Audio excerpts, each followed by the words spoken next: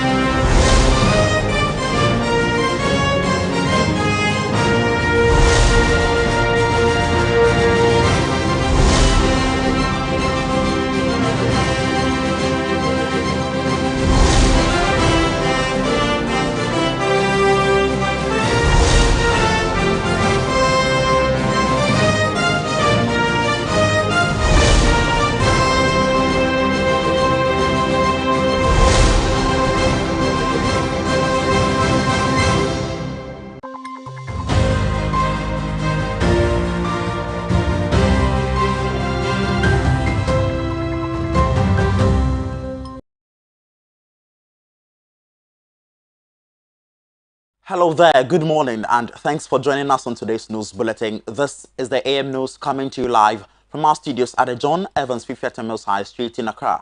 We are also streaming live on Facebook at Edward TV Ghana, on YouTube at Edward TV GH, and around the world at edwardnewsonline.com. My name is Jonathan Armah. Now coming up in this bulletin, Vice President of the Republic of Ghana, His Excellency Dr. Mahmoud Bawumia, has launched the e-travel card. We'll bring you all except and every minute detail you need to know about that. Also in this bulletin, the National Democratic Congress, National Youth Wing, CSOs, others and many others to embark on the Yentua demonstration on Thursday, February 10, 2022. We have details to that and more right in the news bulletin. Do stay.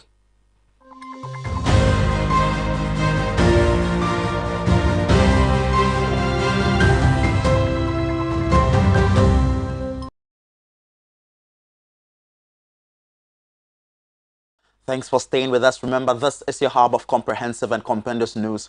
My name is Jonathan Armah. Now to our very first story. The Vice President of the Republic of Ghana, Dr. Mahmoud Bawumia, has over the weekend launched the electronic travel card. This is part of government's plans to go cashless and paperless.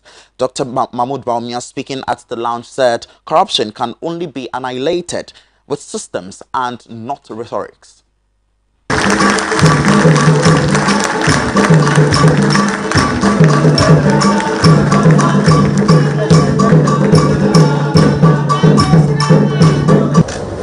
unveiling the dawn of an era with regards to the administration of official travels by public officials. The e-travel card is designed to facilitate the cashless disbursement of travel allowance and other payments for local and foreign trips by government and all other public officials. The e-travel card system automates and integrates all the processes from the point of initiation of card issuance requests, funding requests from MDAs and entities, through approvals, disbursements, and disbursements to cards. It further provides expenditure tracking and retirement of accountable interest. The e-travel card portal is to replace all manual systems of managing interest in the public service by delivering personalized cards to every government office and employee. Ladies and gentlemen, systemic corruption is what we usually ignore, but it is one that imperils the system the most. And we have all lived through systemic corruption at places such as the ports, drivers, DVLA, passport office, births and deaths, insurance companies, and so on. And all this systemic corruption results in a major loss of revenue to government or resources of government. Digitization is shining a light on the darkness of malpractices, bribery, and corruption.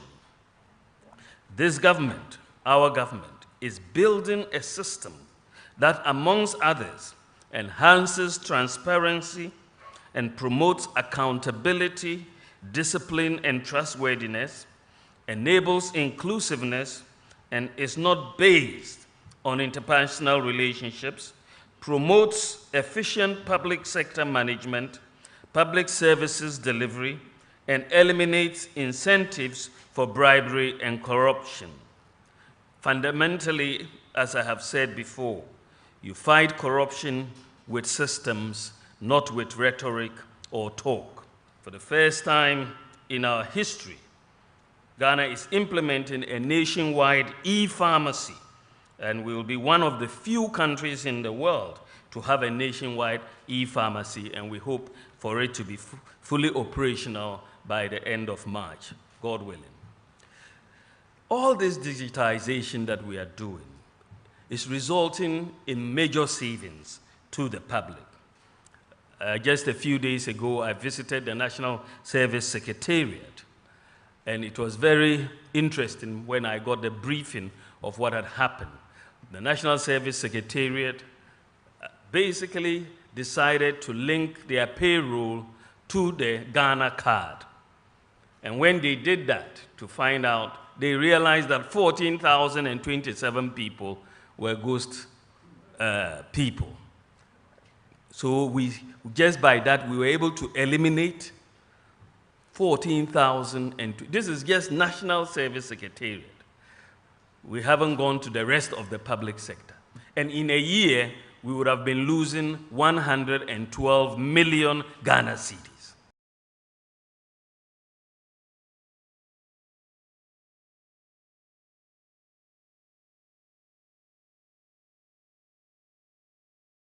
So that was the Vice President of the Republic of Ghana, Dr. Mahmoud Bawumia, there on the launch of the e-travel card. But away from that, the National Youth Wing of the National Democratic Congress, in collaboration with civil society organizations and identifiable groups, come Thursday, February 15, 2022, will embark on a demonstration dubbed Yentia.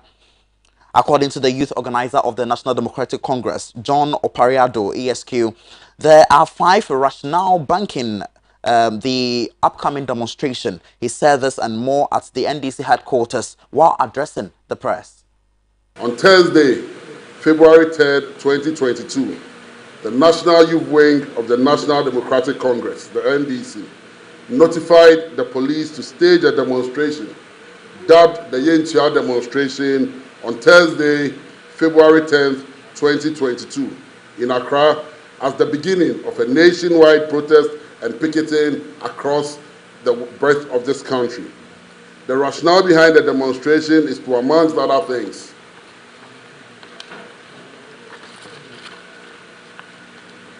one, give backings to the members of the minority group in Parliament who are fighting at the peril of their lives to stop the Akufo-Addo Mahmoud Bawumia administration from foisting its unpopular e-levy tax down the throats of the ordinary Ghanaian. Two, demand that the pain of university students at the mercy of the UTAC strike comes to an end.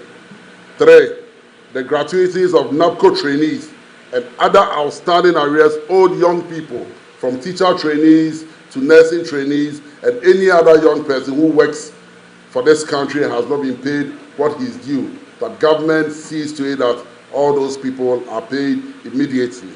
Three, the weak city and how Mahmoud Bawumia and his administration can arrest it and make it work again. And five, the nuisance taxes on petroleum products to be rescinded. The objectives he also disclosed are: the objective is to stand in for the citizens of this country who may not have the courage to man up to the intimidation tactics of this government and demand that the Akufo-Addo Mahmoud Bawumia administration free Ghanaians from the bondage of economic deprivation. Government must immediately honor its obligations to university teachers so they return to the lecture halls. Government should urgently pay NAPCO beneficiaries who are painfully depressed by the insensitivity of this Akufo-Addo Mahmoud Bawumia administration. We also demand that the price stabilization levy and recovery levy be suspended without fail, and the irrelevant sanitation and pollution levy, all added up to the petroleum build-up, be cancelled. Mr. George Addo explained that the demonstration is not that of the NDC, but an amalgamation of political parties, CSOs, and other identifiable groups who are against the mess of the Akufo-Addo government. In view of our great efforts to broaden our coalition against this insensitive government and build a true umbrella for all persons and groups against the mess of this Akufo-Addo government, we are throwing our full support behind a non-partisan coalition. Instead of the NDC staging the demo, we now have an amalgamation of political parties, CSOs, other identifiable groups, etc., coming together under the cloak of the coalition of concerned Ghanaians to stage the Yentia demonstration. Representatives from the Justice for Ghana Coalition, Coalition of Concerned University Students, NAPCO trainees, and Okada riders all stated their alliance to the demonstration. The NDC called for the Yentia demonstration. We told them that this cannot be an NDC affair. It should be an affair for all Ghanaians, and we have come to learn solidarity. The rest of the NAPCO trainees, we are perishing. We are here to rally our support behind the National Democratic Congress. Thursday, Okada rider Bia Thursday. Ye delivery mo Bia. What about there Bia no for car na koto? Wa about there Bia no for car na koto. Thursday, motor rider Bia ni wonu mo a ye be ye adwuma. Kwesi say ye ne na Akufo-Addo beka amanati asie say sika ni ye nibi. Subsequently, Mr. George Addo called on all Ghanaians, including the NPP, feeling the pinch, to join the demonstration come Thursday. We call on all Ghanaians, including our brothers and sisters in the NPP, members feeling the pinch, to join our coalition on Thursday, February 10th, 2022 at Obrasport at 7 a.m. to demonstrate our revulsion to this government. All security arrangements are being made, and we can assure you that we will protect lives and properties on that day. Come out in your numbers, join us. Let's devote ourselves to the calling of Mother Ghana. Let's help save Ghana, and let's build for all of us a Ghana that we shall be proud of.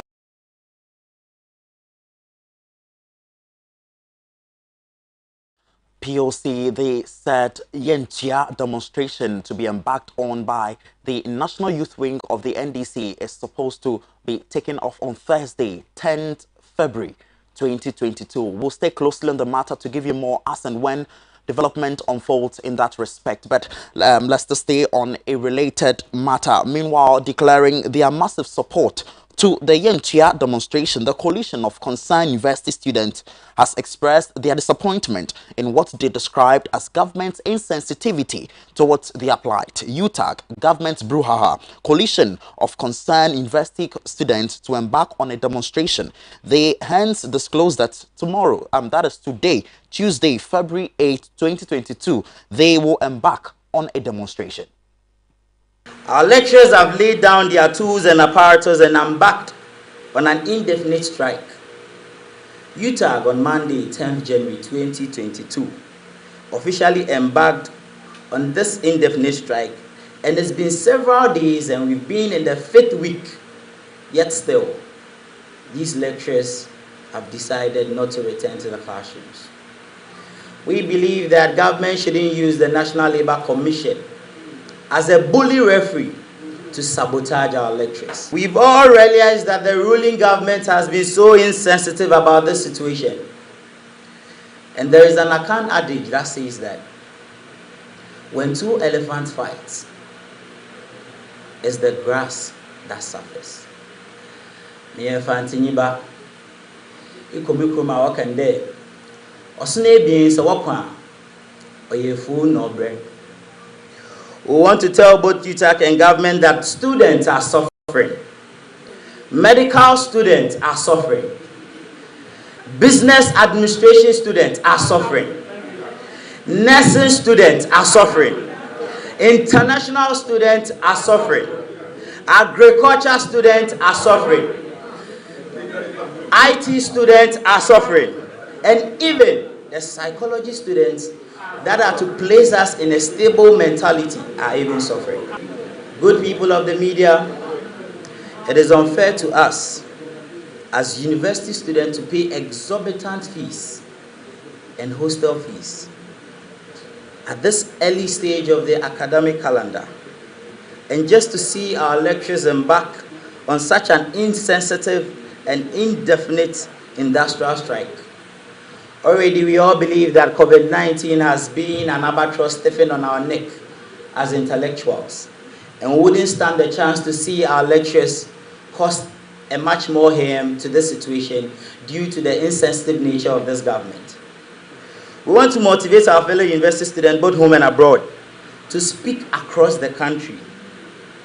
We shall hold a peaceful demonstration going tomorrow, and I urge each and everyone here to believe in this vision that caucus, as the coalition of all these concerned university students, would converge at the University of Ghana campus in front of the stadium or Ponglo, and we shall depart at 9 a.m.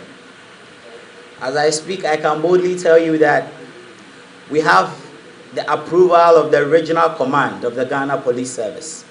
So my fellow university students watching me, don't be demotivated by the naysayers. Don't be demotivated by so-called political students that are puppets to their godfathers. Remember that in the school, your parents go for loans. They struggled hard to pay your fees. Be motivated. Join the coalition. Let us just express our grievances to our leaders of this country. Let us humbly tell them that this is our petition and suggested solutions to solve this matter for a long term, instead of still dwelling on the short term of this UTAG brouhaha.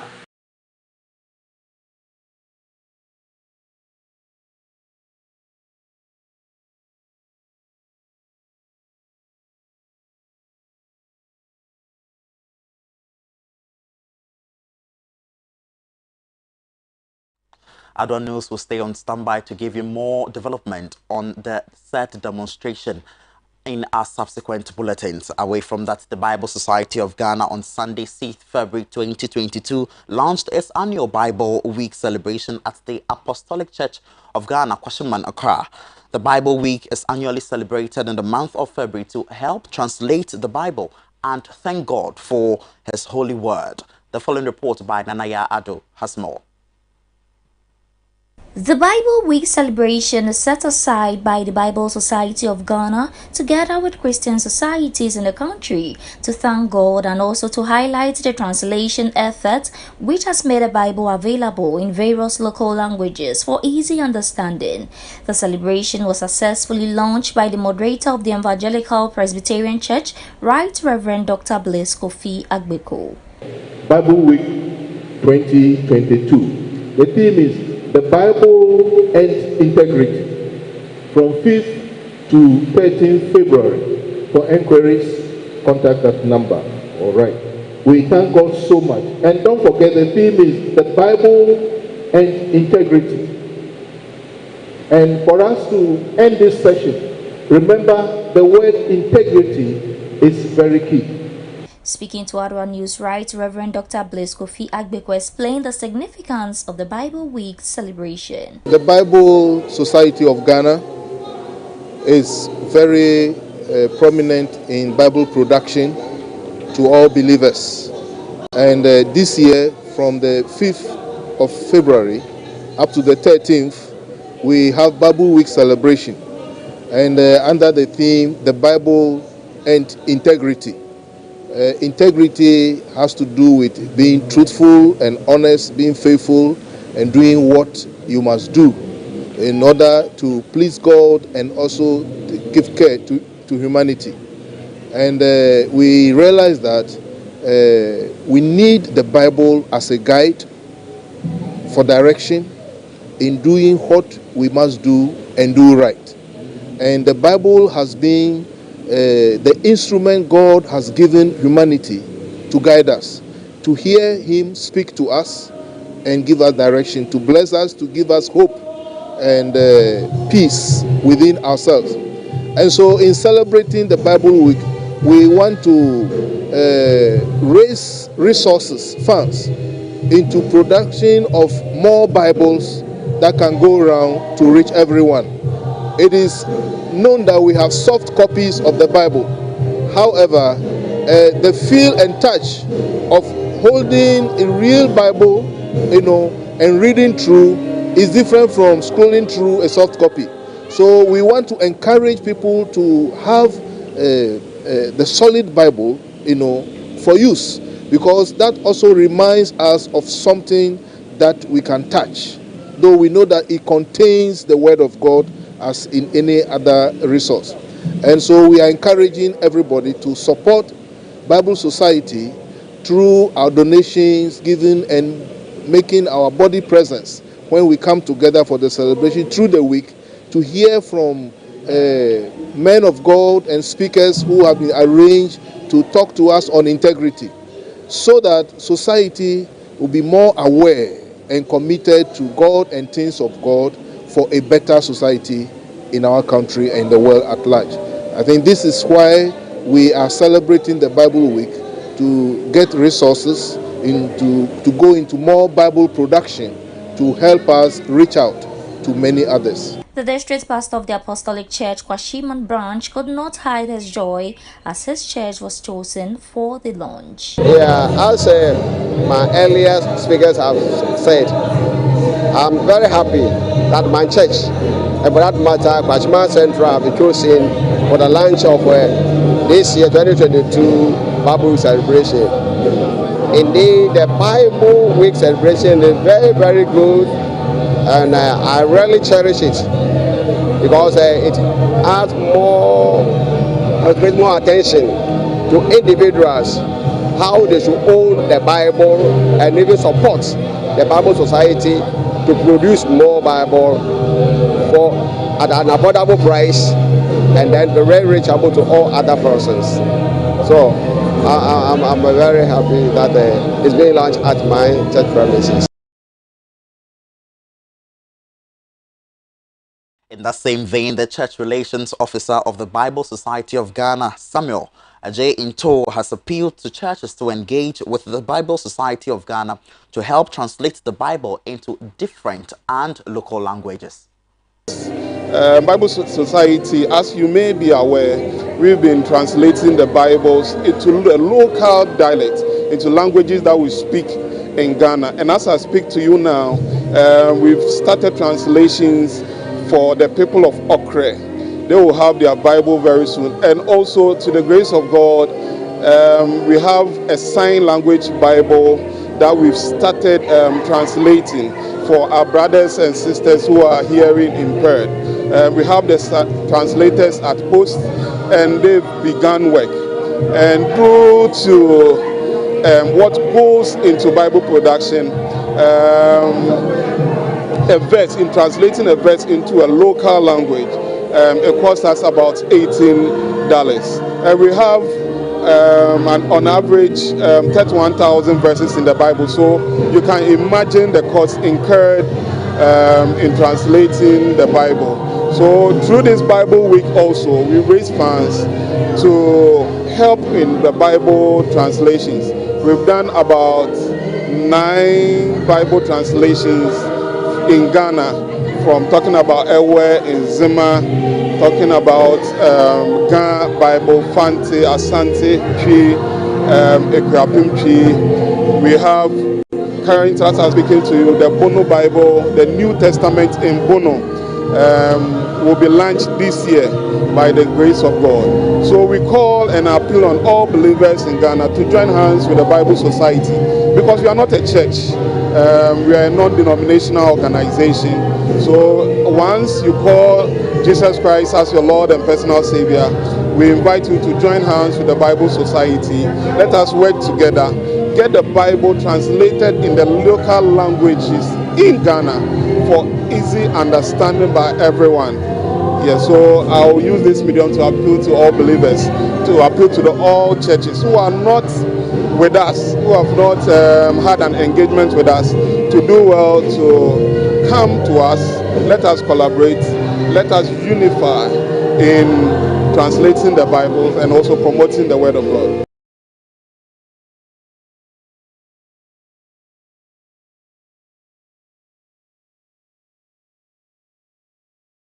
Thanks for staying with us. If you just joined, you're still watching the AM News live from our studios at the John Evans Fifiata Mills High Street in Accra.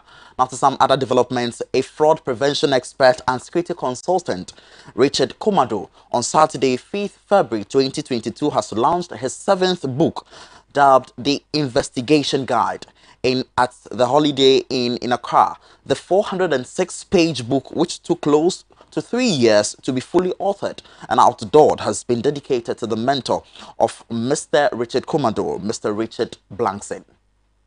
The investigation guidebook details the effectiveness in using investigations to achieve successful outcomes. The book is useful to businesses, private individuals, and nations, especially now that crime fraud is on the rise, insecurity, public safety, and internal security issues keep increasing.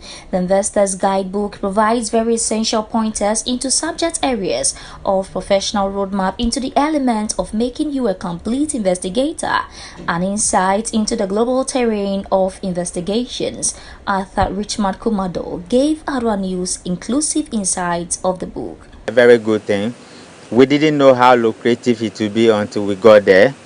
The road was very slippery. As somebody who has worked with the Secret Service for years, I've had the opportunity to train investigators, frontline investigators, not just for the state, but people in private investigations. Due diligence specialists, financial crime people, homicide agents and all that. So the categories was becoming more interesting. And as I grew into the job as a consultant, a mentor and a coach, it gave me the motivation to write a book in that direction. In many of my lecture halls, many of the students asked me very sensitive questions. Many of the things that were bothering them, I thought it wise to put it in a book for them. So in this particular book called The Investigator's Guide, the very first on the African continent or in many parts of the world, it gives pointers into how you can start as a novice to become a professional investigator. It's also showcased many of the challenges investigators face in the field, and it essentially talks about how to be productive in the work they do as investigators, irrespective of the field, then how investigation can become a meaningful tool for security intelligence purposes. And in that way, it helps the nation, it helps the individuals involved, it helps corporate organizations and students of investigations as a whole.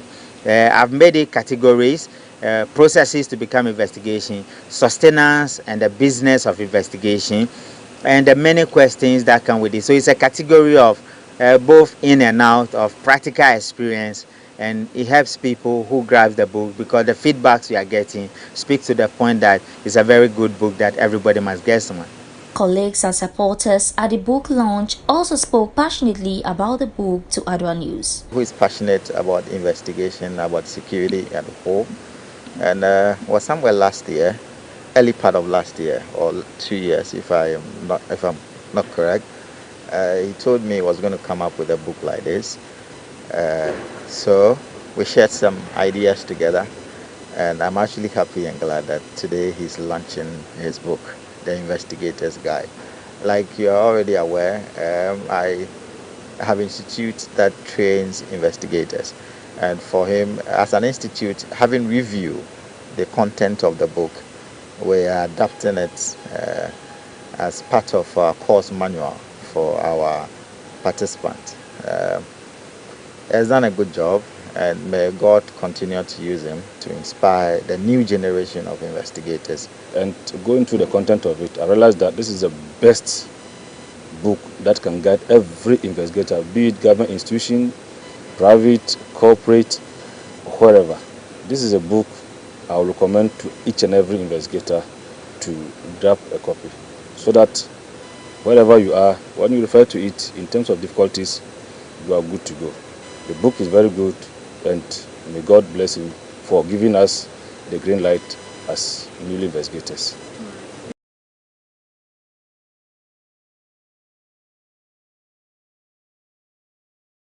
Interesting excerpts from the launch of the book, The Investigation Guide. Well, on that very note, this is how far would come to you with the AM News with me, Jonathan Armah, right from our studios at the John Evans 50th Mills High Street in Accra. For more news, do well to log on to our website on adwanewsonline.com. Until then, stay safe, aim higher, and have a good morning.